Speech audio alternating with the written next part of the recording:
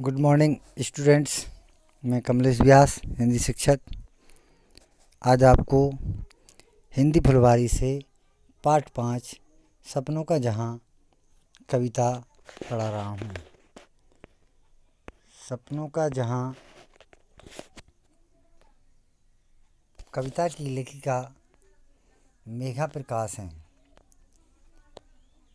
प्रस्तुत कविता में लेखिका मेघा प्रकाश ने सपने के सजीव चित्रण का प्रस्तुतिकरण किया है। इस कविता में एक लड़की सपना देखती है। सपने में जब उसकी आँख खुली तब वह मटर की फली के समान सिकुड़ गई थी। उसकी बहन बिस्तर पर नहीं थी, वह पंखे पर चढ़कर गाना गा रही थी। अलमारी उसके गाने पर ताल दे रही थी। बिस्तर भी उछल कूद करने लगा था। सारा कमरा संगीतमय हो गया था। वह लड़की बिस्तर से नीचे गिर पड़ी थी। उसके जूते भी नृत्य करते हुए उसके पीछे आ गए थे। ट्यूबलाइट भी नाच रही थी। तभी अचानक ट्यूबलाइट की बिग गिर जाती है। बिग के गिरते ही सपना टूट जाता है और लड़की का मन खराब हो जाता है और वो मन में सोचती है कि अगर ये सपने सच होते तो कितना अच्छा होता। प्रस्तुत है आज की कविता सपनों का जहां। उस दिन जब मेरी आँख खुली, बन गई थी मैं मटर फली। एक लड़की सपने में जब आँख खोलती है तो मटर की फली के समान सिकुड़ जाती है और क्या देखती है, बहन मेरी ना थी बिस्तर पर, गा रही थी वह पंखे पर चढ़। उसकी बहन बिस्तर पर नहीं थी, वह पंखे के ऊपर चढ़कर गाना गा रही थी। अलमारी ने तबला उठाया। कमरे में जितनी भी वस्तुएं थीं वो सब उसके गाने पर संगीत की धुन में ताल दे रहे थे। पूरा कमरा संगीतमय हो रहा था। अलमारी ने तबले की तान देना शुरू किया। तभी बिस्तर को हिचकी आई। बिस्तर भी घड़ी होने लगा। हिच हिच कर फिर गुलाटी खाई और बिस्तर ने भी नृत्य करते हुए उछलना कूदना शुरू कर दिया। मैं बेचारी गिर पड़ी नीचे।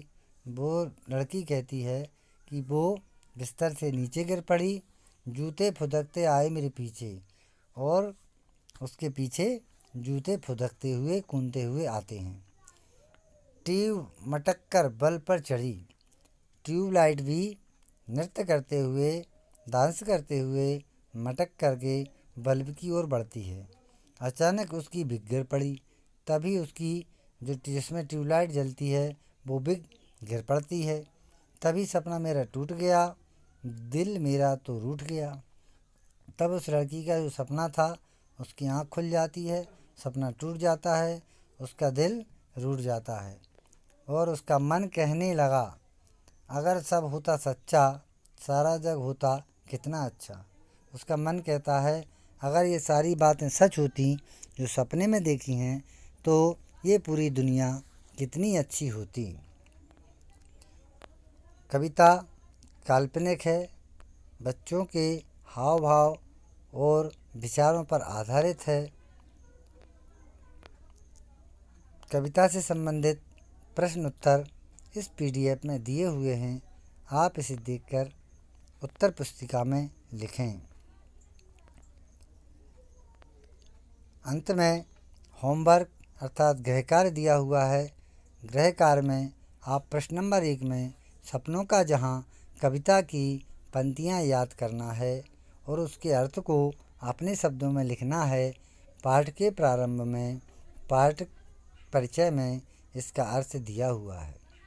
किसी अद्भुत प्रश्न नंबर 2 किसी अद्भुत सपने की कल्पना करो और उसका चित्र बनाओ। कई बच्चों को सपने आते हैं। आप किसी ऐसे अजीब सपने को जो आपने देखा हो उसको लिखने का प्रयास करें और उससे संबंधित चित्र बनाएं। प्रश्न 3, हिंदी वर्णमाला के आ से लेकर ज्ञ तक के सभी अक्षर अपनी उत्तर पुस्तिका में लिखें। प्रश्न नंबर 4, का और खा व्यंजन की 12 खड़ी लिखें। प्रश्न 5, नीचे लिखे शब्दों की वर्तनी शुद्ध करना है। नीचे 4 शब्द अशुद्ध दिए हुए हैं, उन्हें शुद्ध करके लिखना है। Thank you.